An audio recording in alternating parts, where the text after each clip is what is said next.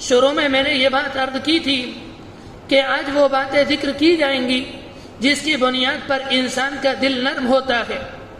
حضرت ابراہیم نے یہ باتیں اپنی کتاب کے اندر لکھی اور انہوں نے تو اس کی بہت زیادہ مثالیں بیان کی۔ اگر وہ مثالیں بیان کی جائیں تو وقت کم ہوتا ہے، اس لیے تھوڑی سی باتیں عرض کر کے بات ختم کرنے کی کوشش کروں گا۔ پہلی بات انہوں نے یہ بات ارشاد فرمائی، اگر انسان کا دل سخت ہو جائے اور انسان چاہتا ہے میں اپنے دل کی سختی کو دور کروں تو میں اپنے دل کی سختی کو کس چیز سے دور کروں؟ پہلی بات ارشاد فرمائی تلاوت القرآن، قرآن مجید کی تلاوت سے انسان کے دل کی سختی دور ہو جاتی ہے، انسان کے دل کی سختی اور سیاہی ختم ہو جاتی ہے۔ قرآن مجید کی تلاوت سے انسان کے دل کے اندر نور آتا ہے۔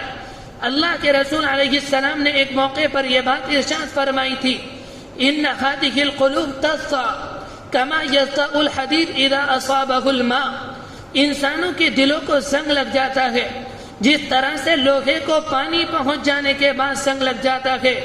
قیل وما جلاؤها یا رسول اللہ، صحابہ اکرام نے معلوم کیا اللہ کے رسول علیہ السلام اگر دلوں کو زنگ لگ جائے ہم اپنے دلوں کے زنگ کو کس طرح سے دور کریں، ہم اپنے دلوں کی سختی کو کس طرح سے ختم کریں، ہم اپنے دلوں کی سیاہی کو کس طرح سے دور کریں؟ اس موقع پر آپ نے فرمایا تھا قال کثرت ذکر الموت وتلاوت القرآن، موت کو کثرت سے یاد کرنا اور قرآن مجید کی کثرت سے تلاوت کرنا۔ جب تم موت کو کثرت سے یاد کرو گے، جو تمہارے دل کے اوپر زنگ آ گیا تمہارے گناہوں کے نتیجے میں، موت کو یاد کرنے کے نتیجے میں اللہ تمہاری اس سختی کو، تمہارے دل کے اس زنگ کو ختم کر دے گا۔ اور جب تم قرآن مجید کی تلاوت کرو گے، قرآن مجید کی تلاوت کے نتیجے میں تمہارے دل کی سیاہی دور ہو جائے گی۔ اس زمانے کے اندر بہت سے بھائی ایسے ہیں، خاص طور سے جو ہمارے نوجوان ہیں، اگر ان سے کہا جائے کہ قرآن مجید پڑھو تو ایک دم کہہ دیتے ہیں کہ ہم نے قرآن مجید نہیں پڑھا۔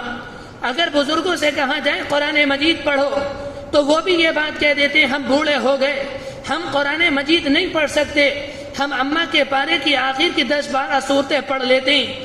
میرے بھائیو، اس سے کام نہیں چلے گا، آپ کو قرآن مجید کی تلاوت کرنی پڑے گی۔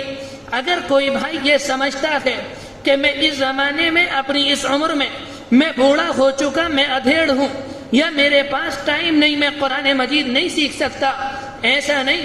جس زمانے میں قرآن مجید اللہ کے رسول علیہ السلام پر نازل ہو رہا تھا، آپ کے زمانے میں سارے کے سارے نوجوان نہیں تھے، آپ کے زمانے میں سارے کے سارے بچے نہیں تھے، اس زمانے میں ادھیڑ عمر کے لوگ موجود تھے، اس زمانے میں بوڑھے مرد اور بوڑھی عورتیں موجود تھیں۔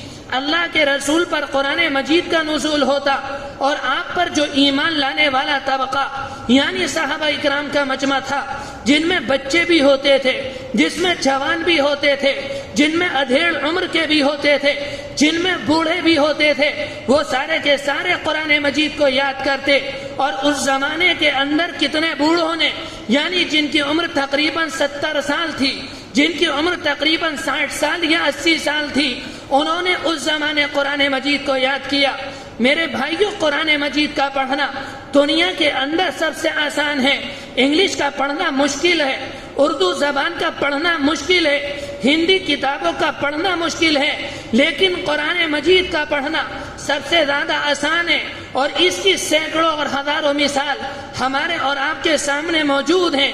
ایک 7 سال کا بچہ مدرسے کے اندر آتا ہے، تھوڑی سی ہمت کرتا ہے، 2 سال کے اندر، 2.5 سال کے اندر آسانی سے قرآن مجید کو یاد کر لیتا ہے۔ آپ دنیا کی کوئی کتاب لائیں، چاہے وہ انگلش کی کتاب ہو یا ہندی کی کتاب ہو، اور اتنی مدت کے اندر بچہ اس کتاب کو یاد نہ کر سکے گا۔ یہ قرآن مجید ہے، اللہ نے اس کے بارے میں کہا وَلَقَدْ يَسَّرْنَا الْقُرْآنَ لِلذِّكْرِ، ہم نے قرآن مجید کو آسان کر دیا، اس کا پڑھنا سب سے آسان ہے۔ اگر کوئی بھائی یہ کہتا ہے کہ ہمارے لیے قرآن مجید کا پڑھنا مشکل ہے، یہ تو غلط بات ہے۔ آپ محنت تو کر دیکھیں۔ اللہ کے رسول علیہ السلام نے فرمایا تھا، مشکات شریف کی روایت ہے، من تعاہد القرآن فلہ اجران، جو انسان قرآن مجید کے سیکھنے میں مشقت برداشت کرتا ہے اللہ اسے دوگنا اجر دے گا۔ ایک قرآن مجید پڑھنے کا اور ایک قرآن مجید کے سیکھنے میں مشقت برداشت کرنے کا، میرے بھائیوں، جتنا ثواب قرآن مجید کی تلاوت پر ملتا ہے اتنا کسی اور عمل پر نہیں ملتا۔ جب کوئی انسان قرآن مجید کی تلاوت کرتا ہے تو انسان کے دل کی سختی دور ہو جاتی ہے۔ جس طرح سے قرآن مجید کے پڑھنے سے انسان کے دل کی سختی دور ہوتی ہے، بالکل اسی طرح سے قرآن مجید کے سننے سے انسان کے دل کی سختی دور ہو جاتی ہے۔